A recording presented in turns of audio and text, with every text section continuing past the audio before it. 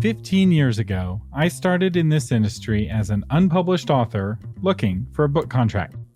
I started going to writers' conferences and found that there was a lot more interest in my skills as a marketer and as a web designer than there was for my book. But for years, I still held out hope to get that book published. I came across a couple of companies that told me everything I wanted to hear. They thought my book was amazing. They would publish it for me and get it on all the stores. My website business was taking off and I had a little bit of extra money and I nearly hired one of those companies to publish and print 5,000 copies of my book. The bid they gave me was for a whopping $30,000. Now, before signing that contract, I went over my financials with my CPA dad. And we found some errors, and it turned out my website business wasn't quite as profitable as I thought. So I decided to delay signing that contract. This decision ended up being one of the best decisions I ever made in my life. So as I spent more time in the industry, I started to hear troubling things about that publishing company. It turns out it was run by an evil cult. And I'm not even joking. But even if it wasn't run by a cult, signing that contract would have been a massive mistake. It turned out I needed the money that I had, and spending $30,000 on a co-publishing contract would have put me out of business and likely knocked me out of the industry altogether. I would have had to go and get a real job. Now, this would have been a mistake for two reasons. First, while I couldn't see it at the time, the book was not good enough to print 5,000 copies. I would have not only lost a ton of money on that contract, but I would have been stuck with thousands of books with no one to buy them. What can I say? I was in my 20s and I lacked perspective. Now, while print on demand was new back then, it did exist, and it would have been a much better option. It wouldn't have made me a success, but it would have made the inevitable failure less expensive and still been cheaper per book than going with that hybrid publisher. You see, I had not yet learned the 9th commandment of book marketing. Thou shalt not publish thine first book first.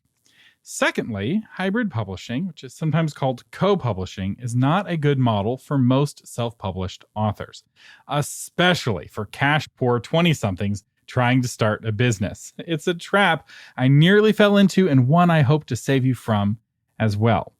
But it can still make sense for some authors some of the time, which is what we're going to discuss in this episode of Novel Marketing, the longest running book marketing podcast in the world. I'm Thomas Umstattd Jr., CEO of Author Media, and this is the show for writers who want to build their platform, sell more books, and make a living with writing worth talking about. Now, before we get into the dangers of hybrid publishing, I need to clarify the difference between being a hybrid author and working with a hybrid publisher. They both use the word hybrid, and yet they couldn't be more different. A hybrid author is an author who is both traditionally published and independently published. Some books are traditional, some books are indie. And being a hybrid author is great, and when done well, can be a best of both worlds situation where you get the freedom and data and margins of indie publishing and the credibility of being traditionally published. A hybrid publisher, on the other hand, is a publishing company who you pay to publish your book. You pay for the book to be created, and then you split the revenue with the company after that. They make money whether your book succeeds or fails. And this is compared to traditional publishers who only make money if the book succeeds in the market. In fact, traditional publishers lose money often on a majority of the books they publish. Most hybrid publishers are secretly owned by the same shadowy company, Author Solutions. And I have kind of a dark place in my heart for Author Solutions because since Author Solutions and Author Media have such similar names, I sometimes get phone calls from confused authors who confused us, and they're never happy. No one is ever happy at Author Solutions, or at least I've never come across an author who is happy at Author Solutions. Paying a publishing company to hybrid publish your book can become a worst of both worlds situation. You have the downside of paying for all of the expenses yourself while also not having the control, margins, or marketing data needed to make your book a commercial success. Instead of giving you what you need to make your book succeed, hybrid publishers try to sell you marketing packages that don't work. But before I trash hybrid publishing too much, I should talk about the pros, because there are some advantages to working with a hybrid publisher, just as long as it's not Author Solutions. So the first pro is that you don't need a publishing education. Now, the biggest pro of going with hybrid publishing is that it allows you to stay ignorant about publishing. You don't need to learn what an ISBN number is or how to get one. You don't need to know what typesetting is or what POD stands for. Now, I should say, this is also a con. In publishing, as with most of life, education is the key to success. Ignorance is rarely an asset, and it can make you easy to take advantage of. And it also means that you tend to make a lot of your own mistakes rather than learning from the mistakes of others. So getting an education is pretty much always worth the investment. But not everyone is looking for commercial success with their book. And also, you don't need to be educated about everything, right? We pay doctors to save ourselves the hassle of going to medical school. The second pro of hybrid publishing is that it is easier. Hybrid publishers provide the typesetters, cover designers, and editors to help make your book. You don't have to go through the hassle of picking an editor who's a good fit for your book or a cover designer who gets your story. With hybrid publishing, you get matched with someone by the company. Hybrid publishing is easier the way an arranged marriage is easier. You don't have to go through the hassle of dating. You outsource the hard decisions and control to someone else. So now let's talk about the cons of hybrid publishing. And the biggest one is pretty obvious. It's expensive. Hybrid publishers turn a profit with every service they sell you. Or put another way, these are services you could buy yourself for a lot less money. For example, you could buy a Kirkus review for your indie book from Kirkus for $575. Or you could buy Kirkus Premium through AuthorHouse for $5,999. They're moving the decimal over on the cost without adding any real value. Kirkus reviews are barely worth it at $575, and there is no universe where they are worth $6,000. This also applies to the team. Hybrid publishers add a premium to what the editor charges to edit the book. So the hybrid publisher may charge you $5,000 for editing and then only pay the editor $1,500 for the work. If you worked with your editor directly, you could either save a lot of money and pay the editor the $1,500 yourself, or you could hire a $5,000 editor who would be a much better editor. There are editors who charge $5,000 and who are worth every penny. Or you could split the difference and work with an editor somewhere in the middle and have all of that leftover money to pay for your marketing. The same is true for your cover, the typesetting, and all the rest of it. Hybrid publishers triple or more the cost of the professionals who are working on your book. Professionals who you can easily hire directly. In fact, most authors just hire these professionals directly. There's really no reason to go through a middleman who charges such a significant markup. The second con is that you don't get marketing data. I talk all the time about how the key to effective marketing is measurement. We talked about it last week. The only way to know what is working and what is not working is to have access to the numbers. Real indie authors have a KDP sales dashboard that shows the sales in almost real time. And within a day, for sure, you have numbers on what worked and what didn't. As one Ex Libris author explained, I was never allowed to see how many books sold on Amazon. There was absolutely no transparency whatsoever. This author thought Ex Libris was ripping her off, but it's also likely that her book just wasn't selling because her marketing wasn't working, because she had no marketing data to determine what was working and what wasn't. And most likely, she was depending on Ex Libris' expensive marketing packages to sell the book when those packages have basically nothing in them that works. Traditionally published authors are used to this lack of visibility, but they have a marketing team at the publishing company who's using the data to make marketing decisions, and that marketing team is spending money to market the book. If they're with a big publishing company that has a budget. Some small publishers sometimes can have this same problem. And that's, in fact, it's my biggest critique of traditional publishers, especially the small ones, is that they don't pay for marketing and they don't give the author a sales dashboard to inform their marketing. And the technology to give authors a sales dashboard where they can, in real time, without having to ask you, see the numbers exists. Every royalty management software offers this as a feature, or at least all the ones that I'm familiar with offer this as a feature. So there's no reason not to give this to your authors. But if you're with a hybrid publisher, there's no one looking at the data, which is like driving a car with your eyes closed. A marketing crash is inevitable. So while it can work for you to be blindfolded and somebody else is in the driver's seat at a traditional publisher, it does not work with a hybrid publisher where you're in the driver's seat and you're blindfolded. It's a recipe for disaster. The third con is poor margins. It costs money to acquire readers. Advertising, promotion, and marketing all cost time and money. For an indie book to get sustained sales, each copy needs to bring in enough money to buy the reader for the next copy.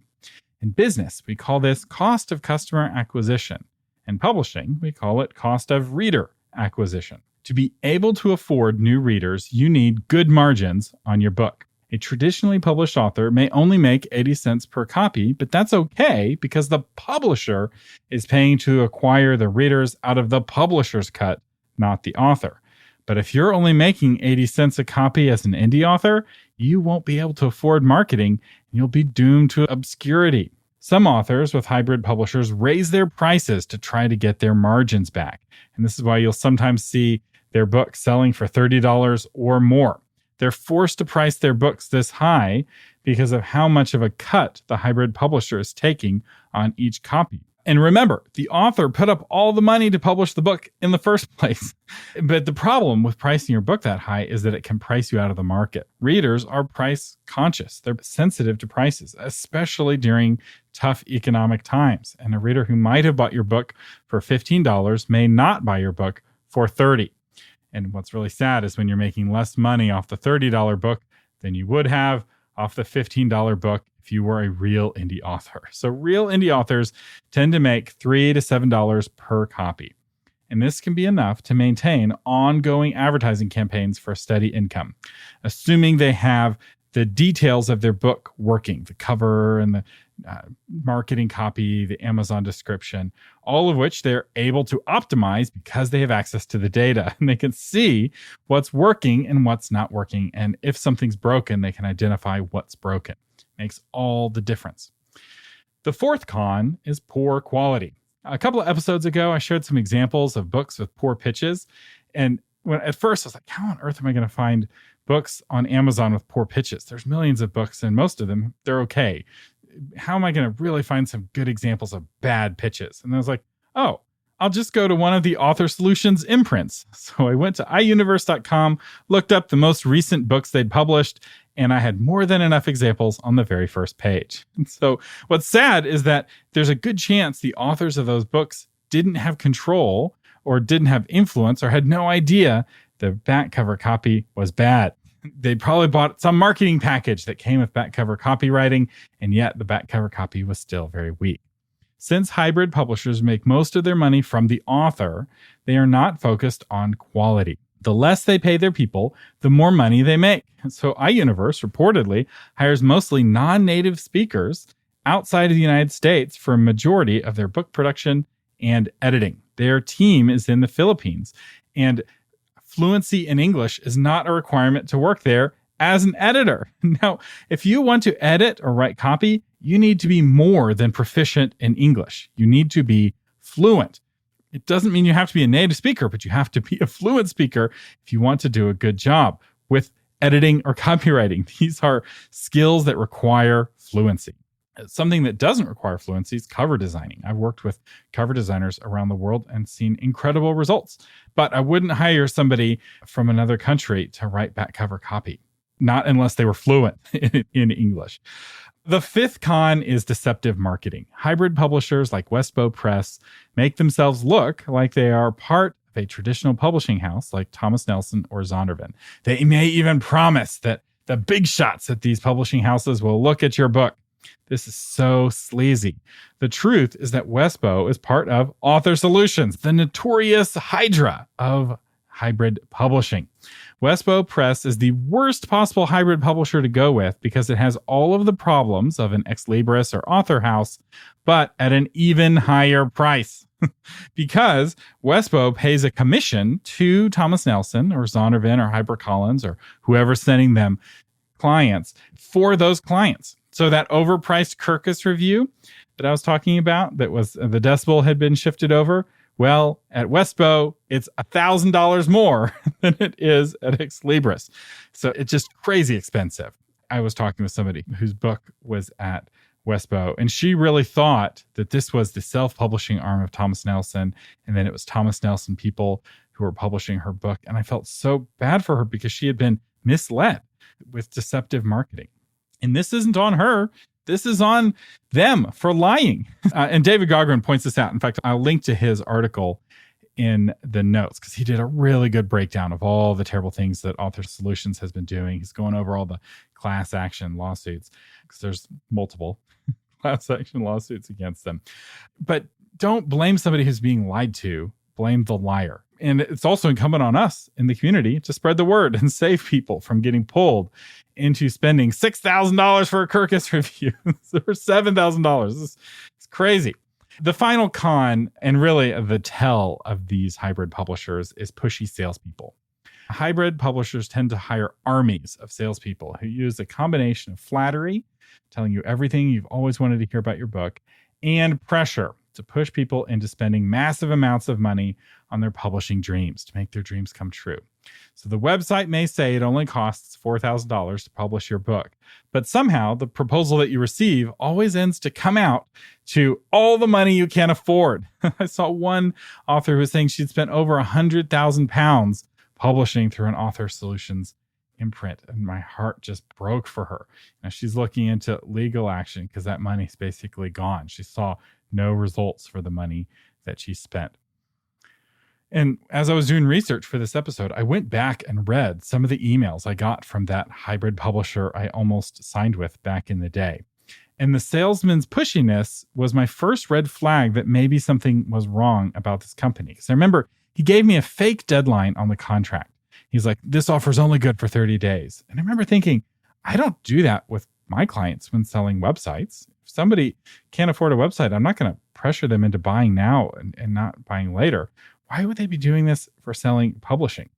It's one thing to have a real reason for the price is changing, like there's a coupon and it's discounted for a short period of time, and then it's going away, or announcing ahead of time that your prices for everyone are going up. But this kind of fake deadline just to add fake urgency was a real red flag. And it was the first of what turned out to be many red flags, because that company, and I'm not mentioning their name, they don't exist anymore, so I'm not going to rub it in their face, but they may have been worse than Author Solutions because of the cult part. In fact, likely were worse. Yeah. Anyway, so remember that with all the flattery they give you about your book, these pushy salespeople, none of that flattery is sincere. And you can find this out very quickly. Just ask the salesman anything about your book, any detail about your book, and it'll become very quickly apparent he didn't read it. In fact, I was just reading, I think it was somebody who was talking on Facebook. It was an author who had taken an essay that he had written as a 12th grader and submitted it as a proposed book to one of these hybrid publishers, and didn't edit it or anything. It was this terrible, terrible manuscript. And they came back and like, this is amazing. We can't wait to publish it. It was like, they obviously didn't read it. Now, with all of that said, you may think that I'm 100% against hybrid publishing, but I'm not. I'm just 100% against Author Solutions. I've been in the industry long enough to find people who are a fit for some of the better hybrid publishers out there, because there are hybrid publishers that aren't as predatory as Author Solutions. So who would hybrid publishing make sense for? Well, the first group would be wealthy memoirists who plan to only write one book. So there's a lot of wealthy people in this world, and many of them want to write a memoir to leave to their grandchildren. And while they want to be published, they don't want to write a second book. They don't want to learn about the publishing industry. And for these folks, a hybrid publishing deal gives them exactly what they want, a book. And all it costs them is one fewer trip to Paris. So it can make sense for that kind of person. Another example of this kind of person is somebody who just found out they have a terminal illness and they want to leave a book to their children or for their children before they die. They want to get a book out. They want to say what they want to say before time is up, and their time is limited. Their energy is limited. And for this kind of person, a hybrid publisher is like a godsend because it becomes the only option. So a hybrid publisher comes in with all the people, and sure, it's not going to be as commercially viable, and they're charging more potentially than they need to be. But if you're working with one of the better ones, they're not gouging you, and you now have a book before you die. And I remember talking with one author that this was their case, and this is actually what started to shift my view. And I was like, wow, this really is an instance where getting the education and kind of doing what I normally recommend doesn't make sense, right? Because she's got limited time. Like, the book's got to get out, and it's got to get out now, and shortcuts need to be taken. And so for this kind of person, it really makes sense. And also sometimes for people at the end of their life, the problem is that a lot of really elderly people are who the predatory hybrid publishers really prey on. They prey on grandma who doesn't understand. And I've heard instances of one person whose mom or dad was taken for like $70,000 by one of these hybrid publishers. And there's a lot of scams that prey on elderly people, and it's really easy for them to get bamboozled because they don't know. Another group that hybrid publishing can work for is professional speakers, especially really successful ones who are really busy and who don't have a book, and they only plan to write one book. So if you're speaking to big crowds of people and you don't have a book to sell at the back of the room, you're leaving a lot of money on the table. And there are speakers who are getting paid $20,000 per speaking engagement, and they don't have a book. So if they would hire a hybrid publisher to help them put a book together, and they have a book to sell at the back of the room, it'll only cost them maybe one speaking gig's worth of revenue to get the book made. And they don't care that the margins are bad because they're making the retail margins. They're not making the royalty margins. So they're still making $10 a book, selling the book for full price because they're taking Amazon's cut effectively because they're selling it at the back of the room. So for this kind of professional speaker, who I think the legitimate hybrid publishers, this is their bread and butter, is the professional speaker. Professional speakers are speakers who write. They're not writers who speak. They don't want to learn the industry. And they often are pretty wealthy. Being a successful speaker is a really good gig.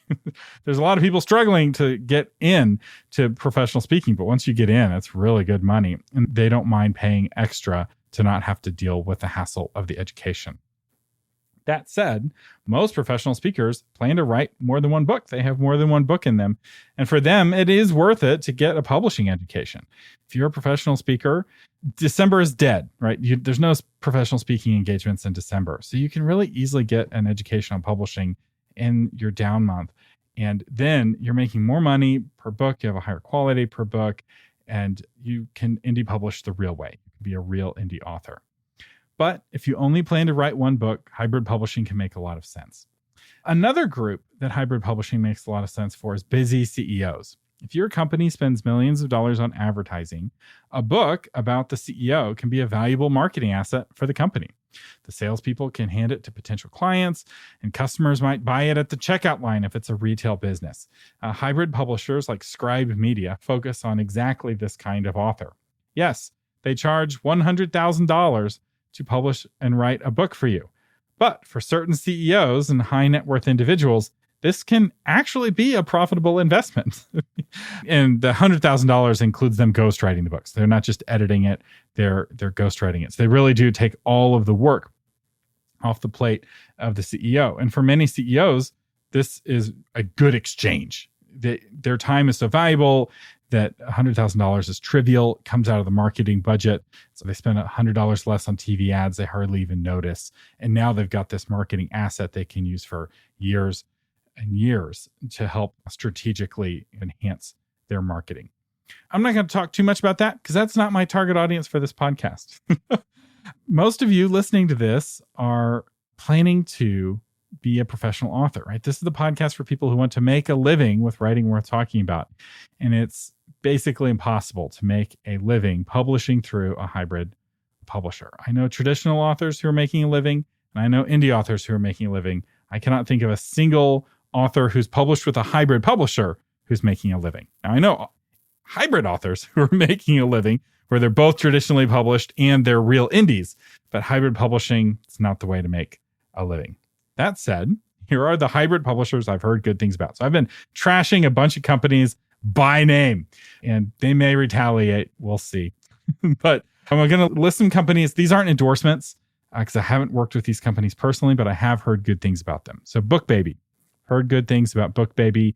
BookBaby was started by the company CD Baby, which has an amazing reputation in the indie music scene. So CD Baby allowed independent garage bands to have CDs and get into iTunes back in the day, and really brought independent music onto the scene. And so they took their skills working with independent musicians and launched BookBaby, which is the same idea, but for authors. And their prices are pretty reasonable. They're very transparent. They have a 100% money back guarantee. So I've heard good things about them. Again, I'm not recommending them.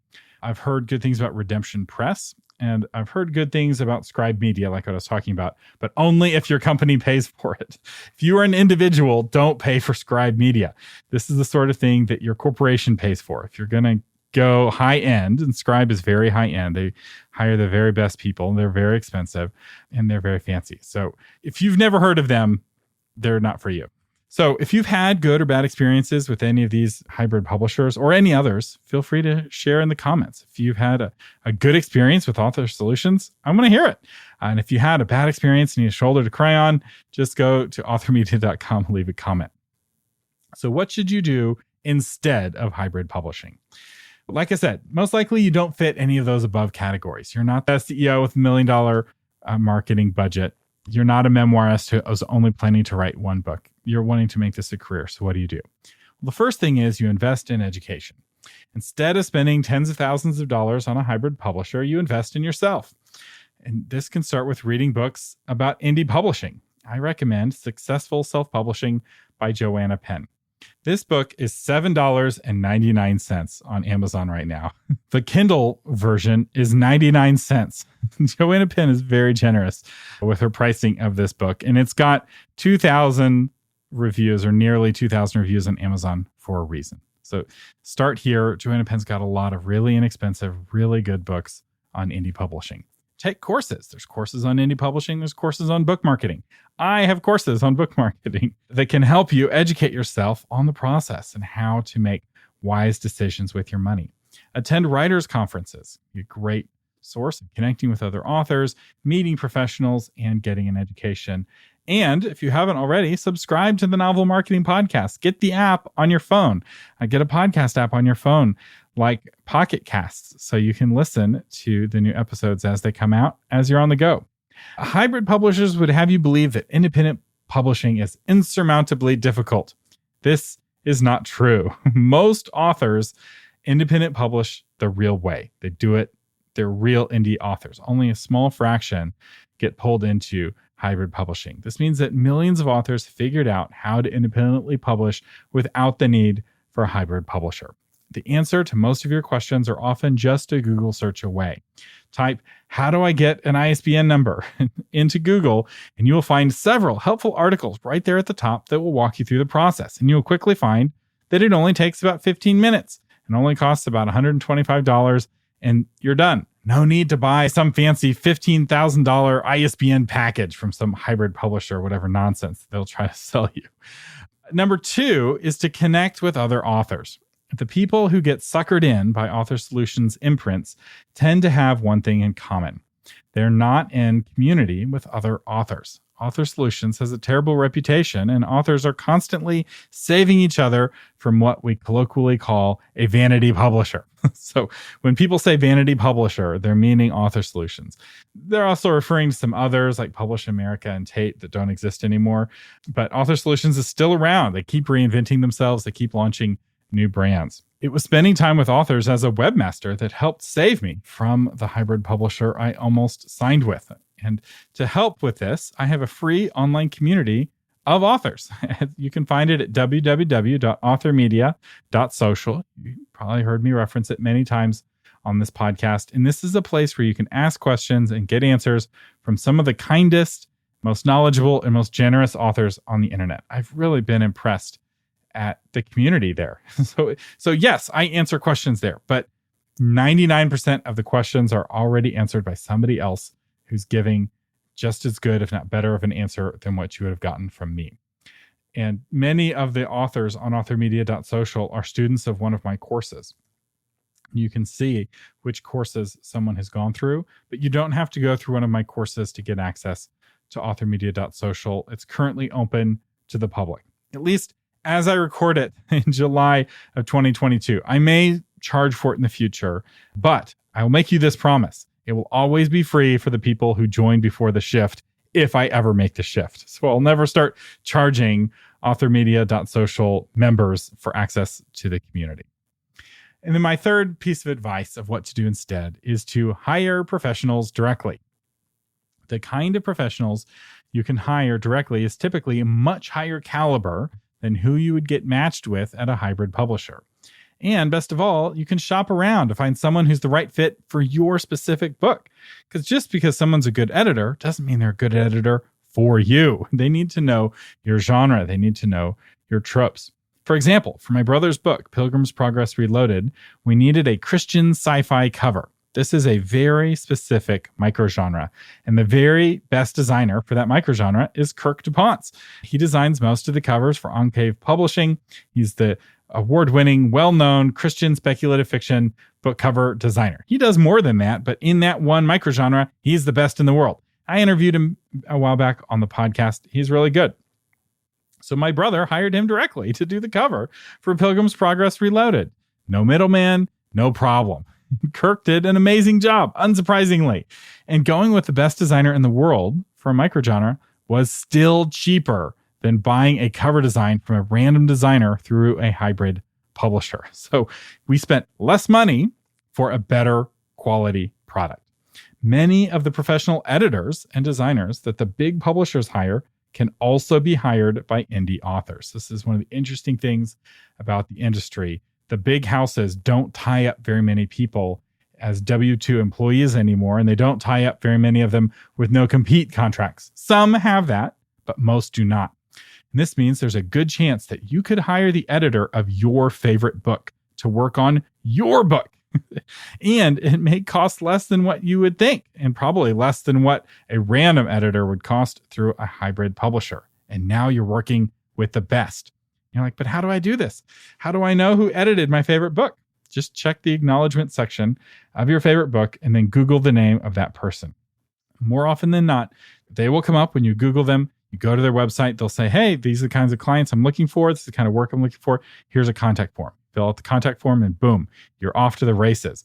And without a middleman taking a big chunk of the money, they're getting well paid and you're getting an amazing product.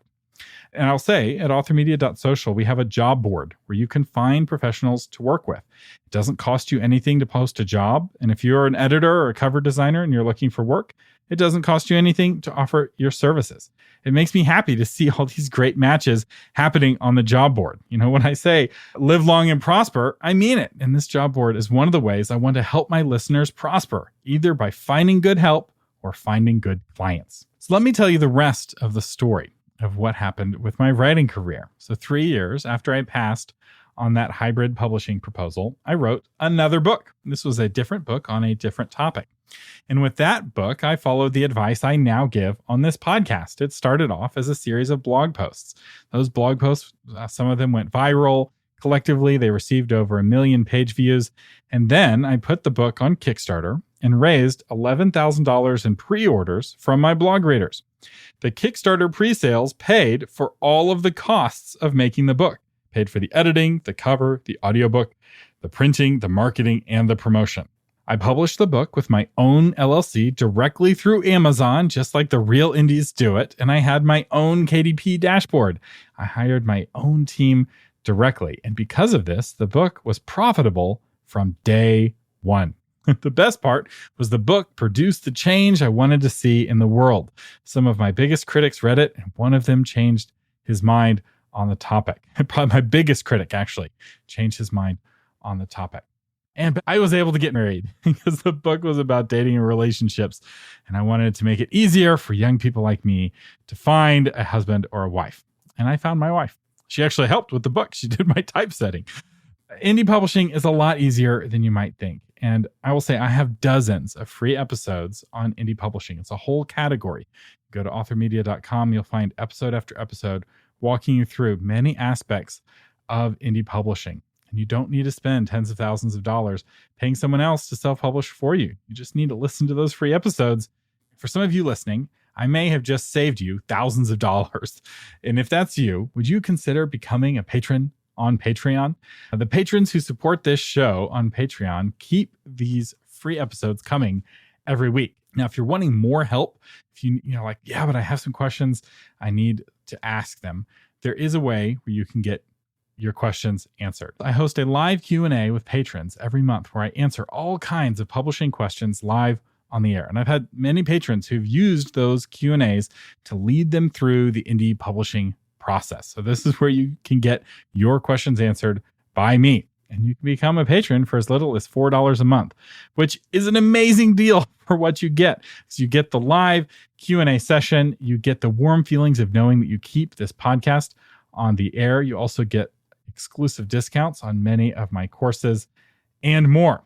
And now, if you want to support the show, but you can't afford to become a patron, times are tough right now. I get it. Times are tough for a lot of people. In fact, I was just looking at the exit surveys of people who stopped being patrons. And by far, the number one reason people have given is that their financial situation has changed. So I get it.